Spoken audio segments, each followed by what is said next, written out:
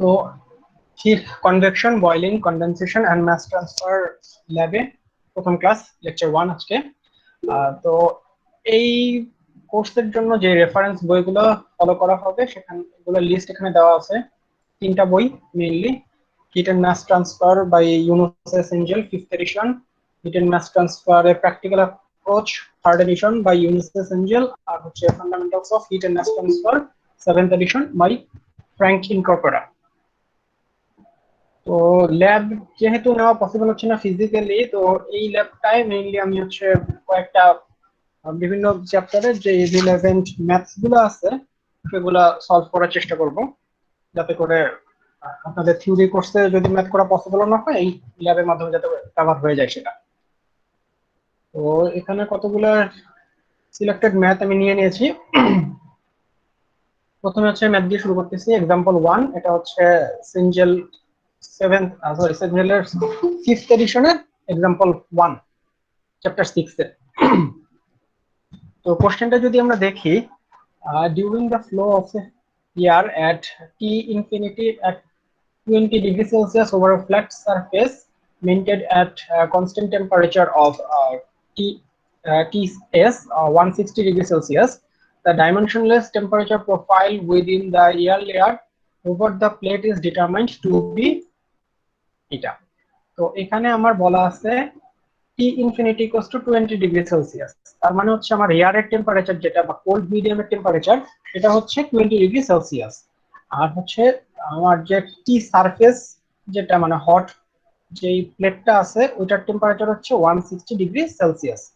আর এখানে টেম্পারেচার প্রোফাইলের ইকুয়েশন এটা দেওয়া আছে। তো এই ইকুয়েশনে দেখেন একটা কনস্ট্যান্ট আছে এ, ওই কনস্ট্যান্টের ভ্যালুটা নিচে আবার দিয়ে দিয়েছে যে 3200,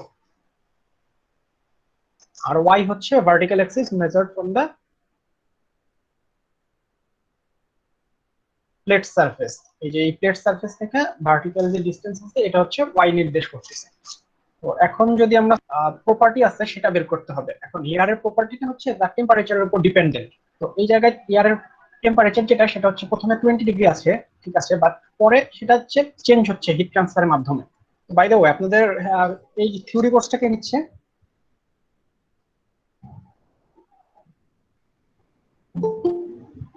হ্যালো? এটা স্যার গত সেমিস্টারে থিওরি হয়ে গেছে আমাদের। গত সেমিস্টারে হয়ে গিয়েছে? আচ্ছা আচ্ছা আচ্ছা, ঠিক আছে। তো এখানে যে এয়ারের টেম্পারেচারটা আছে সেটা হচ্ছে চেঞ্জ হচ্ছে কন্টিনিউয়াসলি। তো আমরা একটা নির্দিষ্ট টেম্পারেচার পাচ্ছি না, এক এক মোমেন্টে টেম্পারেচার তো এক এক রকম হচ্ছে। তো আমরা যেটা করব, আমাদের এয়ারের প্রপার্টি বের করার জন্য একটা টেম্পারেচার ধরে নিব বা ক্যালকুলেশন করব, সেটাকে এভারেজ টেম্পারেচার বা ফিল্ম টেম্পারেচার বলা হয়। ফিল্ম টেম্পারেচারটা কি? ফিল্ম টেম্পারেচার হচ্ছে সারফেস টেম্পারেচার আর হচ্ছে কোল্ড মিডিয়ামের যে টেম্পারেচার ওইটার একটা অ্যাভারেজ। সারফেস টেম্পারেচার দেওয়া ছিল আমাদের 160 ডিগ্রি সেলসিয়াস, আর হচ্ছে কোল্ড স্পেসের টেম্পারেচার দেওয়া ছিল 20 ডিগ্রি সেলসিয়াস। তো দুইটার অ্যাভারেজ করে আমরা হচ্ছে 90 ডিগ্রি সেলসিয়াস পেয়েছি। এখন হচ্ছে এই 90 ডিগ্রি সেলসিয়াসের জন্য এয়ারের যে প্রপার্টিটা সেটা আমরা বের করব টেবিল থেকে, টেবিল A15। তো আমরা যদি টেবিলটায় যাই একটু, টেবিলটা আপনারা সেঞ্জেলের বইতেই পাবেন। টেবিলটা দেখেন 90 ডিগ্রি সেলসিয়াসে, এই যে 90 ডিগ্রি সবার নিচেরটা, এখানে আমাদের দরকার হবে থার্মাল কন্ডাক্টিভিটির ভ্যালুটা। তো থার্মাল কন্ডাক্টিভিটির ভ্যালু হচ্ছে 0.03024। এই ভ্যালুটা আমরা এখানে নিলাম, এই যে 0.03024। তারপর হচ্ছে আমার যে একেবারে অ্যাডজাসেন্ট যে লেয়ারটা, আপনারা যেহেতু পড়ছেন তাহলে জানেন যে নো স্লিপ কন্ডিশনের কারণে প্লেটের একেবারে অ্যাডজাসেন্ট যে লেয়ারটা সেটা সেটার মধ্যে ক্ষেত্রে যে সেটার কোনো ভেলোসিটি থাকে না আর কি, রিলেটিভ ভেলোসিটি থাকে না প্লেটের সাপেক্ষে। তো রিলেটিভ ভেলোসিটি না থাকার কারণে সেখানে আমাদের যে হিট ট্রান্সফারটা হচ্ছে সেটা কন্ডাকশন আর কনভেকশন দুইটাই সেম, এবং সেটাকে হচ্ছে ফুরিয়ার ল দ্বারা আমরা প্রকাশ করতে পারি যখন y ইকুয়ালস টু 0 আসতেছে আমার। তো এটাকে আমরা ইকুয়েশন 1 নাম্বার দিয়ে লিখলাম। তো এখন আমাদের কাছে দেওয়া আছে এই টেম্পারেচার প্রোফাইলের এই ইকুয়েশনটা দেওয়া আছে কোশ্চেনে, এই যে এই ইকুয়েশনটা আর কি। তো এই ইকুয়েশনটাকে আমরা একটু সাজায় লিখি যে নিচের টার্মটাকে আমরা ডান সাইডে নিয়ে গেলাম, দেন হচ্ছে এই টার্মটাকেও আমরা ডান সাইডে নিয়ে গেলাম, যে টি সারফেস এরিয়া, সরি টি ইনফিনিটির যে টেম্পারেচারটা ওটা হচ্ছে ডান দিকে নিয়ে গেলাম, একটু রিঅ্যারেঞ্জ করে লিখলাম। তারপরটাকে হচ্ছে আমরা ওয়াই এর সাপেক্ষে ডিফারেন্সিয়েশন করলাম। তো ডিফারেন্সিয়েশন করলে এই মাইনাস এটা হচ্ছে সামনে চলে আসবে পুরো টার্মটার। তো আসার পরে এখন আমরা যদি ওয়াই এর ভ্যালুটা বসাই, যেহেতু আমরা ওয়াই ইকুয়ালস টু 0 পয়েন্টের জন্য বের করতেছি, ওয়াই ভ্যালুটা বসাইলে এই জায়গায় এই e to the power minus a y এটার ভ্যালু হয়ে যাবে 1। তাহলে এটা এই জায়গায় 1 কারণ এটা বাদ দিয়েছি, আমরা নেগলেক্ট করেছি, মানে গুণ করে দিয়েছি আর কি। তো তারপরে আমরা জাস্ট এখানে ভ্যালু গুলো বসাচ্ছি, বাকি যে ভ্যালু গুলো আমাদের জানা আছে। ই এর ভ্যালু হচ্ছে -3200, সরি এর ভ্যালু হচ্ছে 3200 মাইনাসটা ইকুয়েশন থেকে আসছে। আর টিএস এর ভ্যালু হচ্ছে 160, টি ইনফিনিটি হচ্ছে 20। তো এরপরে আমরা এই যে টেম্পারেচার গ্রেডিয়েন্ট এটা ভ্যালু পেলাম হচ্ছে -4.48 ইনটু। তো ইকুয়েশন 1 এ আমরা যেটা দেখে আসছিলাম কিউ ইকুয়ালস টু এই যে মাইনাস কে ফ্লুইড ইনটু হচ্ছে টেম্পারেচার গ্রেডিয়েন্ট। তো কে ফ্লুইড এর ভ্যালু আমরা পেয়েছি হচ্ছে 0.03024, এই ভ্যালুটা বসালাম এখানে।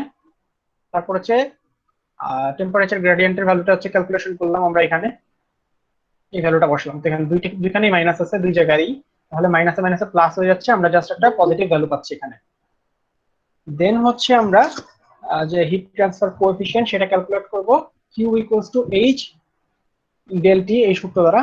ওইখানে জাস্ট ডেল টিটাকে নিচে নিয়ে আসলাম, তারপর আমরা হচ্ছে হিট ট্রান্সফার কোএফিসিয়েন্টের ভ্যালুটা পেয়ে গেছি। ঠিক আছে, আমাদের ফার্স্ট ম্যাথ। কারো বুঝতে কোনো সমস্যা আছে বা কোনো কোশ্চেন আছে?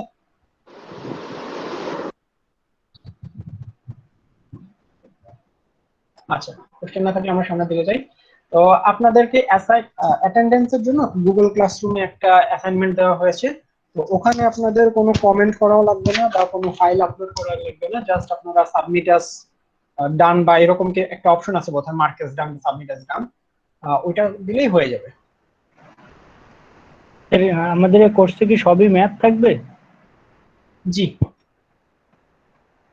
এখন ল্যাবে তো অন্য কিছু করানো ফিজিক্যালি তো পসিবল হচ্ছে না, তো অল্টারনেট ওয়েতে আমাদের ম্যাথই করা লাগবে। সেশনাল তো স্যার, এই জন্য আর কি থিওরি থাকবে না স্যার? থিওরি তো আপনারা বললেন যে পড়ে আসছেন টপিকটায়।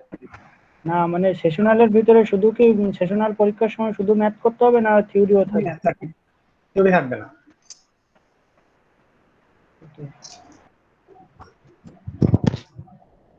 আচ্ছা, থিওরি যেহেতু হয়ে গেছে আপনাদের, সে কারণে আমি আর রিপিট করতেছি না। আচ্ছা, তো আমরা যদি সেকেন্ড ম্যাথে যাই, এখানে আমরা যে ইকুয়েশন গুলো ইউজ করেছি সবগুলো একেবারে সিম্পল ইকুয়েশনস, আপনাদের বেসিক থিওরির যে নলেজ ওটা থাকলেই হবে, ডিটেল দরকার নাই। আর যেখানে ডিটেল দরকার হবে, যদি দরকার মনে করি তাহলে আমি থিওরি আবার রিপিট করব। তো কোশ্চেন 2 তে an average man has a body surface area of 1.8 metre square. এখানে হচ্ছে এরিয়াটা দেওয়া আছে, a skin temperature of 33 degrees Celsius. The convection heat transfer coefficient for a cloth person working in steel yard is expressed as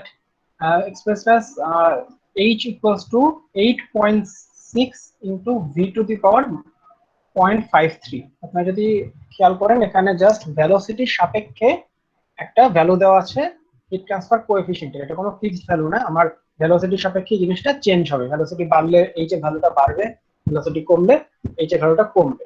তো এখানে একটা range দেওয়া আছে যে কতটুকু ভেলোসিটির মধ্যে জিনিসটা অ্যাপ্লিকেবল, 0.5 থেকে 2 মিটার পার সেকেন্ড পর্যন্ত ভেলোসিটির জন্য জিনিসটা হচ্ছে অ্যাপ্লিকেবল হবে। তো তারপর assuming the average surface temperature of the cloth person to be 30 degrees Celsius, determine the rate of heat loss from an average man working in steel yard at 10 degrees Celsius by convection at second surface area value দেওয়া আছে এখানে দুইটা temperature দেওয়া আছে surface এরিয়ার, sorry contact সারফেসে, but আমরা পরেরটা কনসিডার করব। প্রথমটা কিন্তু সারফেসের না, প্রথমটা হচ্ছে স্কিনের একটা, এটা জাস্ট কনফিউজ করার জন্য এখানে দেওয়া হয়েছে। 33 ডিগ্রি আমরা কনসিডার করবো না, আমরা কনসিডার করবো 30 ডিগ্রি। তারপর হচ্ছে এইচ এর একটা ইকুয়েশন দেওয়া আছে, আর হচ্ছে ইয়ার এর একটা টেম্পারেচার দেওয়া আছে, মানে হচ্ছে কোল্ড স্পেসের যে টেম্পারেচার সেটা। আর এই চারটা ভেলোসিটির জন্য আমাকে হচ্ছে হিট ট্রান্সফার কোএফিশিয়েন্ট ক্যালকুলেশন করা লাগবে। আচ্ছা, তো সলিউশনটা খুবই ইজি একেবারে, যে এইচ এর যে ইকুয়েশন দেওয়া আছে ওই জায়গায় জাস্ট আমি ভি এর যে ভ্যালুটা সেটা বসাবো এখানে। বসানোর পরে এইচ এর ভ্যালুটা আমরা পেয়ে গেলাম। প্রথমে হচ্ছে 0.5 মিটার পার সেকেন্ডের জন্য আমরা ক্যালকুলেশন করছি এই নাম্বারটায়। তো এই জায়গায় এইচ এর ভ্যালুটা পেয়ে গেলাম। এইচ এর এই ভ্যালু দিয়ে আমরা যে নিউটনস ল অফ কুলিং কনভেকশনের জন্য ওই ফর্মুলা দিয়ে জাস্ট বাকি সবকিছু আমরা জানি।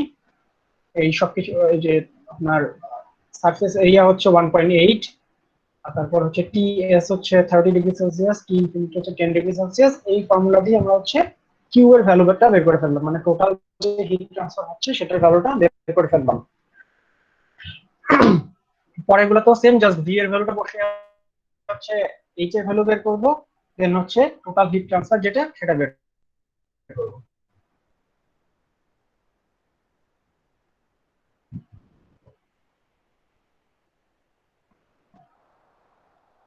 আচ্ছা, তার পরের ম্যাথটায় যদি আমরা যাই,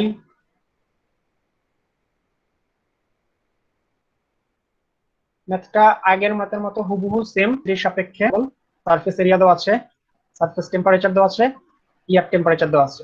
তো আপনারা একই নিয়মে সলভ করবেন, আর সলভে যাচ্ছি না এটা। কোশ্চেন 4-এ যদি আমরা যাই, যে a metallic airfoil of elliptical cross section has a mass of 50 kg, surface area of 12 meter square, specific heat দেওয়া আছে 50 kilojoule per kg degree Celsius.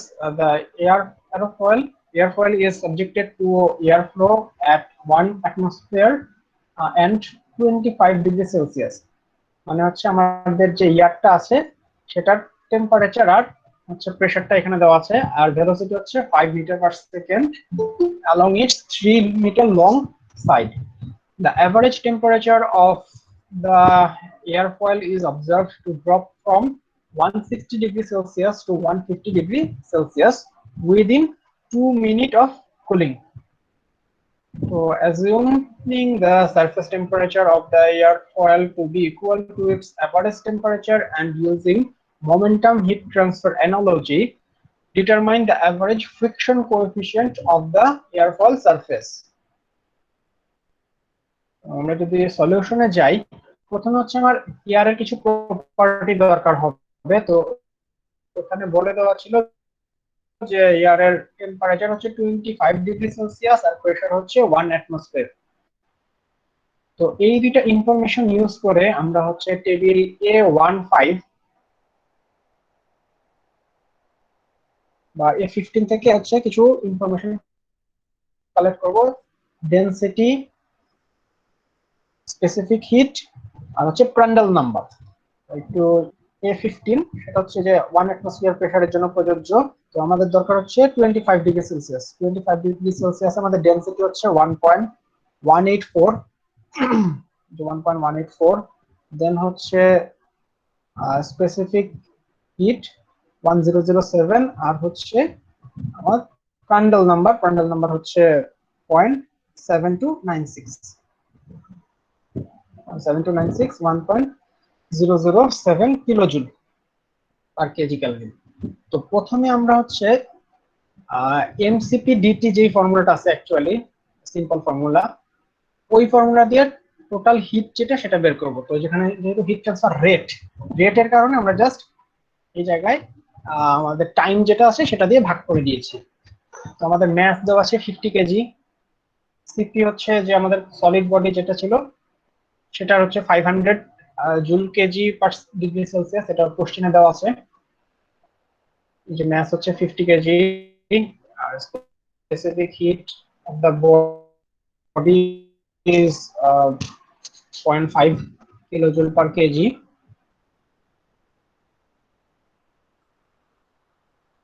আর টেম্পারেচারটা হচ্ছে ড্রপ করেছে 160 থেকে 150 তে। টোটাল টাইম লেগেছে 2 মিনিট, মানে হচ্ছে 2 ইনটু 60 সেকেন্ডস। তো এটা দ্বারা আমরা হচ্ছে হিট ট্রান্সফার রেটটা পেয়ে গেলাম 2083 ওয়াট হিট ট্রান্সফারের এইচএস টিএস মাইনাস টি ইনফিনিটি। এখান থেকে আমরা হচ্ছে হিট ট্রান্সফার স্যার কোএফিশিয়েন্টের এখানে যে স্যার একটা কোশ্চেন ছিল এখানে সিপি এর মানটা স্যার এই তো আমরা বের করলাম একটা এই চার্ট টেবিল থেকে, তো ওইটা কেন আচ্ছা নিলাম না? আচ্ছা, ভালো কোশ্চেন করেছেন।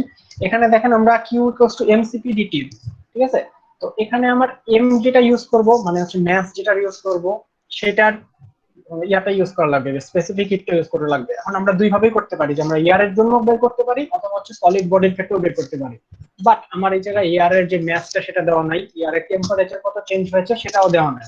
তো আমার আলটিমেটলি হচ্ছে সলিড বডির জন্য বের করা লাগবে। তো সলিড বডির জন্য সিপি এর ভ্যালু দেওয়া আছে কোশ্চেনে যে 500 জুল পার কেজি। তো ওই কারণে আমরা হচ্ছে এখানে 500 জুল পার কেজি ইউজ করেছি। বুঝতে পারছেন? জি স্যার। আচ্ছা, তো তারপরে হচ্ছে আমরা হিট ট্রান্সফার কোএফিশিয়েন্ট যেটা এইচ, এটার ভ্যালুটা হচ্ছে এই ইকুয়েশন দ্বারা বের করছি। জাস্ট সিম্পল ইকুয়েশন, জাস্ট আগের যেই কিউ এর ভ্যালুটা পেয়েছি ওইটা এখানে রিপ্লেস করে দিচ্ছি, মানে বসাচ্ছি আর কি। ওইটার সাহায্যে আমরা হিট ট্রান্সফার কোএফিশিয়েন্টের যে ভ্যালু ওটা পেয়ে গেলাম। তারপরে আমরা স্যার এখানে একটু স্যার তাপমাত্রাটা সেখানে স্যার একটু স্যার একটু তাপমাত্রা সম্পর্কে একটু বলেন স্যার একটু। হ্যাঁ হ্যাঁ হ্যাঁ বলতেছি। হ্যাঁ হ্যাঁ, তো এখানে আমাদের দেখেন টিএস যেটা, সেটা কিন্তু কনস্ট্যান্ট না, এটা হচ্ছে টাইমের সাপেক্ষে চেঞ্জ হচ্ছে। প্রথমে ছিল 160 ডিগ্রি সেলসিয়াস ছিল, বাট মনে করেন 2 মিনিট পরে সেটা 150 হয়েছে, বাট মাঝখানে জিনিসটা হচ্ছে গ্র্যাজুয়ালি ড্রপ করেছে, বা গ্র্যাজুয়ালি না করলে অন্য কোনো ভাবে করতে পারে। তো তো কত ধরে আমরা টিএস এর 155, সেটা হচ্ছে 150 আর হচ্ছে 160 এর যেই এভারেজ ভ্যালুটা সেটা। আর টি ইনফিনিটি হচ্ছে কোশ্চেনে দেওয়া আছে এয়ারের টেম্পারেচার। তো এই ফর্মুলা থেকে আমরা হচ্ছে যে ফ্রিকশন কোএফিশিয়েন্ট যেটা এভারেজ ফ্রিকশন কোএফিশিয়েন্ট সেটা বের করবো এখন। কোশ্চেনে যেটা চেয়েছে আর কি, CF equals to 2H Prandtl number to the power 2/3, নিচে হচ্ছে rho v Cp। তো জাস্ট ইকুয়েশনে সবকিছু আমরা জানি, বসাই দিলেই ভ্যালুটা পেয়ে যাচ্ছি। আপনারা কি ম্যাথ করেছিলেন এর আগে যখন থিওরি করেছেন? স্যার যে স্যারগুলো নিয়েছিল ওরা আপনার থিওরি করাইছিল, ম্যাথ ওভাবে করেনি, সূত্রগুলো এমনি দেখাইছিল ওভাবে না, তবে আবার ম্যাথ দিয়ে দিয়েছিল পরীক্ষার সময়, স্যার আমরা পারিনি। আচ্ছা জি স্যার।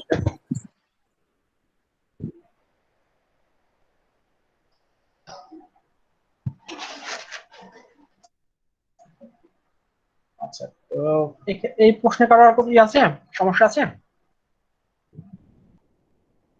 আচ্ছা, না থাকলে সামনের কোশ্চেনে যাই।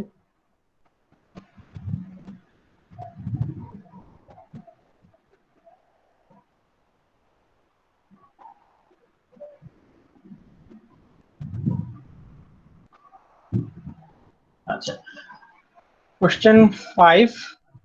The electrically heated 0.6 meter high and 1.8 meter long windshield of a car is subjected to parallel winds at 1 atmospheric pressure and 0 degrees Celsius, and the velocity is 80 km/h.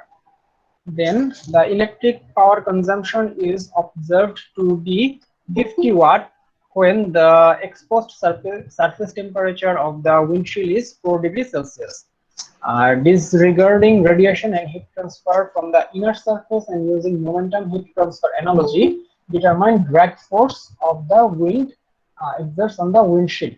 এখন আমাদের এখানে সারফেস যে এরিয়া সেটা হচ্ছে হাইট দেওয়া আছে আর হচ্ছে length দেওয়া আছে, তাহলে দুইটার মাল্টিপ্লিকেশনের মাধ্যমে আমরা এরিয়া পেয়ে যাচ্ছি। তারপর হচ্ছে এয়ার এর প্রপার্টিজ হচ্ছে 1 অ্যাটমসফেরিক প্রেসার আর হচ্ছে 0 ডিগ্রি সেলসিয়াস, আর এয়ার এর ভেলোসিটি হচ্ছে 80 km/h। হিট ট্রান্সফার রেট হচ্ছে 50 ওয়াট, আর সারফেস টেম্পারেচার হচ্ছে 4 ডিগ্রি সেলসিয়াস। এইসব ভ্যালুগুলো আমাদের দেওয়া আছে। আমরা এবার ম্যাথে যাই, যে আগের মতোই আমরা হচ্ছে এয়ারের যেই টেম্পারেচার আর প্রেসারটা দেওয়া আছে ওই টেম্পারেচার আর প্রেসারের জন্য এয়ারের প্রপার্টিজ গুলো বের করে নেব আগের টেবিল থেকে, সেম টেবিল A15 থেকে। তো এই ভ্যালুগুলো পাওয়া গেছে। Rho equals to 1.292 kg per meter cube, Cp equals to 1.006 kilojoule kg Kelvin, R প্র্যান্ডল number হচ্ছে 0.736। অ্যাপ্লাই করব, এখানে আমরা সবই জানি, জাস্ট হচ্ছে ক্যালকুলেট করে ফেললাম। ক্যালকুলেট করার পরে হচ্ছে টেম্পারেচার নিয়ে আসতে করে দেন স্যার, এই টেম্পারেচার স্যার।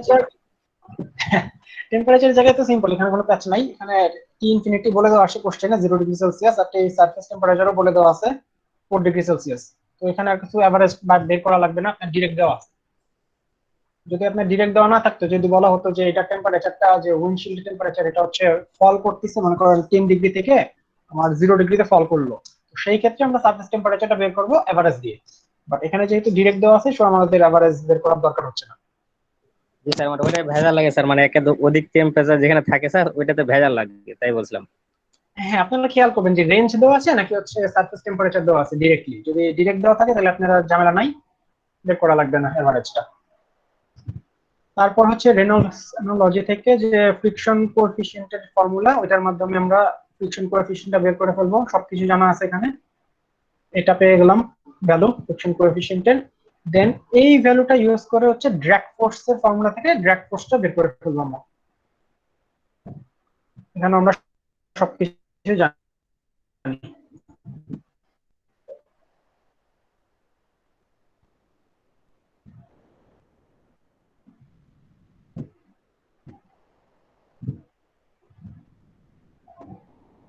কারো বুঝতে সমস্যা আছে বা অন্য কোনো কোশ্চেন?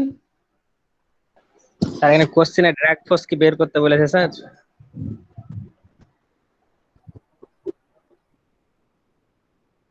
জি, কোশ্চেন ড্র্যাগ ফোর্সটাই চেয়েছে আমাদের। এই যে determine drag force the wind exerts on the জি স্যার, উইন্ডশিল্ড।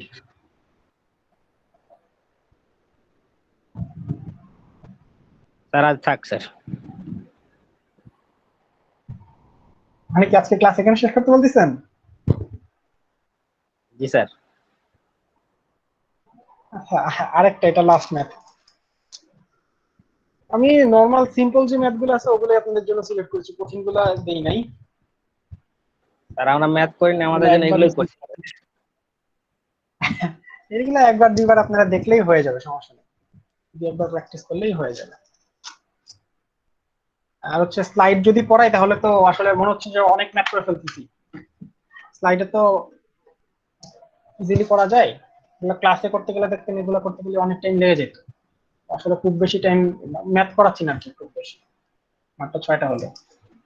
আচ্ছা, assuming a transition Reynolds number of 5 into 10 to the power 5, determine the distance from the leading edge of a flat plate collector, flat plate, at which transition will occur for each of the following fluids when free steam velocity is 1 meter per second, atmospheric air, engine oil আর হচ্ছে mercury. এই তিনটা ফ্লুইডের জন্য আমার হচ্ছে বের করা লাগবে যে কোথায় আমার ট্রানজিশনটা হচ্ছে। In each cases calculate the transition location for fluid temperature of 27 degree Celsius and 77 degree Celsius। মানে হচ্ছে দুইটা টেম্পারেচারে 27 ডিগ্রি সেলসিয়াস আর হচ্ছে 77 ডিগ্রি সেলসিয়াস, এই দুইটা টেম্পারেচারের জন্য atmospheric air, engine oil, mercury, এই তিনটা ফ্লুইডের তো টোটাল আমার কম্বিনেশন আসছে 6টা। এই 6টা কেসের জন্য আমার হচ্ছে ট্রানজিশন কোথায় হচ্ছে সেটা বের করতে হবে।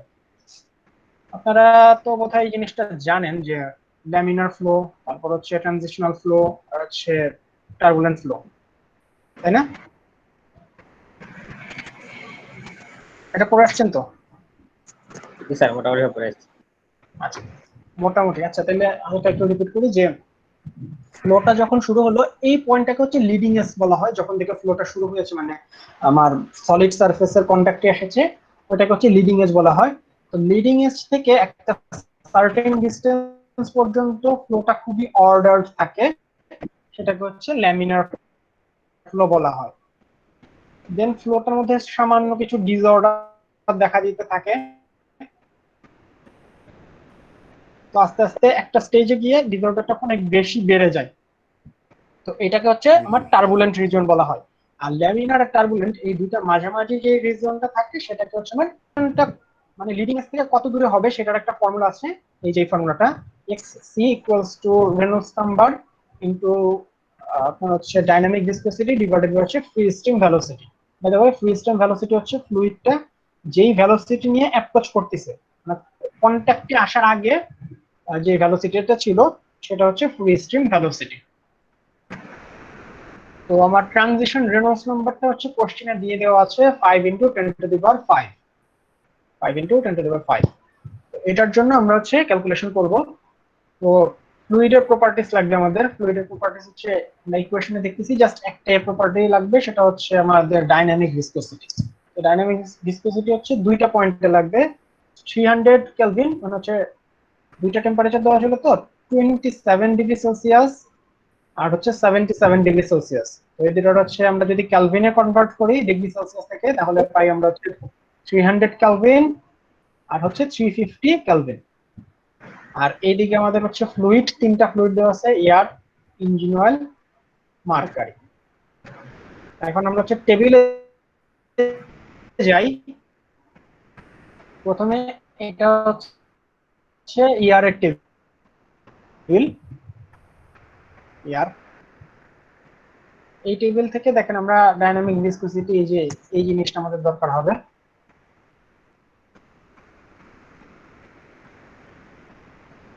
তো প্রথমে হচ্ছে 300 কেলভিনের জন্য, 300 কেলভিনের জন্য এই যে ডাইনামিক ভিসকোসিটি হচ্ছে 15.89 ইনটু 10⁻⁻6, এই যে এখানে দেওয়া 50 কেলভিনের জন্য হচ্ছে 20.92।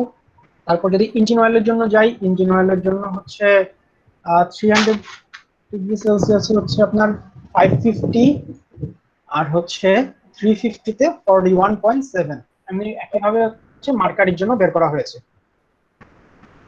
তো বের করার পরে আমরা জাস্ট এখানে ভ্যালু বসায় দিয়েছি যে আরই মানে রেনল্ডস নাম্বারের ভ্যালুটা হচ্ছে 5 × 10⁵।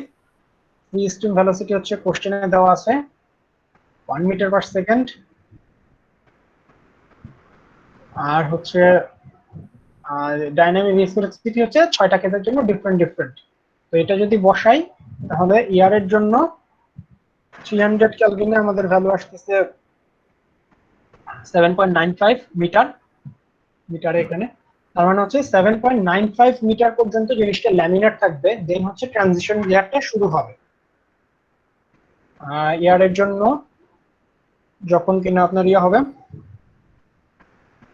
350 কেলভিনে ট্রানজিশন লেয়ারের হবে হচ্ছে 10.5 মিটার পরে। আর ওয়াইলের জন্য হচ্ছে 275 20.9, মার্কারির জন্য হচ্ছে 0.056 আর হচ্ছে 0.049।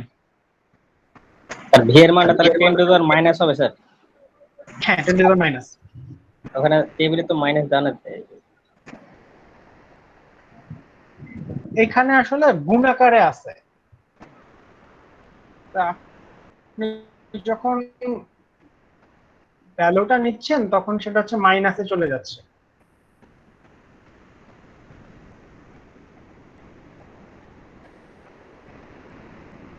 আর কারো কোনো কোশ্চেন আছে? আচ্ছা, এটা কি বুঝতে পারছেন আমি যেটা বললাম কোন আকারে আছে যে? স্যার স্যার টেবিলগুলো যদি আরেকবার ক্লিয়ার করতেন, টেবিলগুলোতে একটু। টেবিলগুলো কি ভ্যালু নেওয়াটা ক্লিয়ার করব? জি স্যার, কিভাবে ভ্যালুটা নিচ্ছেন? হ্যাঁ আচ্ছা, এটা হচ্ছে দেখেন আমাদের এই জায়গায় এয়ার এর প্রপার্টিজ বলে দেওয়া আছে যে এয়ার এর টেম্পারেচার দেওয়া আছে এখানে শুধু 27 ডিগ্রি সেলসিয়াস আর হচ্ছে 77 ডিগ্রি সেলসিয়াস। আর আমাদের দরকার হচ্ছে শুধুমাত্র ডাইনামিক ভিসকোসিটিটা। একটা মাত্র প্রপার্টিজ হচ্ছে আমাদের আননোন বা ফ্লুইডের উপর ডিপেন্ডেন্ট। তো ওইটা যদি আমরা দেখি যে এই জায়গায় টেবিল A1 সরি A4 যেটা সেটা হচ্ছে ইয়ার এর জন্য দেওয়া। আমরা যদি বই থেকে দেখে আপনাকে দাঁড়া, এটা হচ্ছে ইনকর্পোরেটর বই থেকে যদি দেখেন এই যে টেবিল A4 যেটা,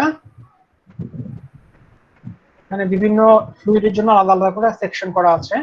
আমাদের দরকার হচ্ছে প্রথমে এয়ারটা হচ্ছে 300 কেলভিনে দরকার। তো 300 কেলভিনের জন্য আমরা যদি মার্ক করি, এটা হচ্ছে 300 কেলভিনে আমাদের হচ্ছে দরকার হচ্ছে ডাইনামিক ভিসকোসিটি। এই যে ডাইনামিক ভিসকোসিটি, তো ডাইনামিক ভিসকোসিটি যদি নেই তাহলে হচ্ছে যে 15.89, দেখেন এটাই নেওয়া হয়েছে এখানে, এই যে 15.89 into 10 to the power -6। G sir, বুঝছি স্যার। একইভাবে হচ্ছে 350 এর জন্য আমরা নিব। তারপর হচ্ছে অন্য টেবিলে মার্কারের ভ্যালুটা দেওয়া আছে, আর হচ্ছে ইঞ্জিন অয়েলের ভ্যালুটা দেওয়া আছে। ওখান থেকে আমরা হচ্ছে মার্কারি আর হচ্ছে ইঞ্জিন অয়েলের জন্য যে ভ্যালু, ওগুলা করেসপন্ডিং ভ্যালু নিব, করেসপন্ডিং টেম্পারেচারে। আর কারো কোনো কোশ্চেন?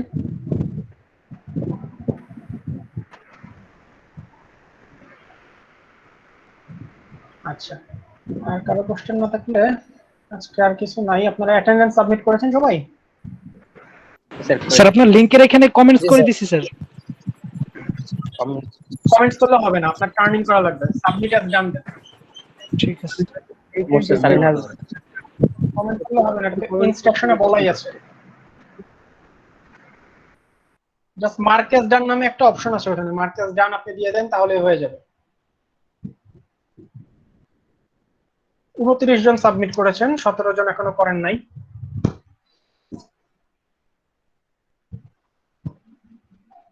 আপনাদের এই ল্যাবটা তো বাই উইকলি, তার মানে ঈদের আগে আর হচ্ছে না, ঈদের পরে ইনশাআল্লাহ আবার সেকেন্ড ক্লাস নেওয়া হবে। স্যার ইনশাআল্লাহ। জি সরি, ইনশাআল্লাহ স্যার, ঈদের পর ক্লাস হবে। আচ্ছা, আর তাহলে আর কোনো কিছু না থাকলে কারো কোশ্চেন, আমরা এখানে শেষ করতে পারি আজকে ক্লাস।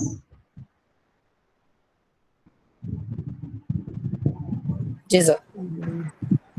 আচ্ছা ঠিক আছে, তাহলে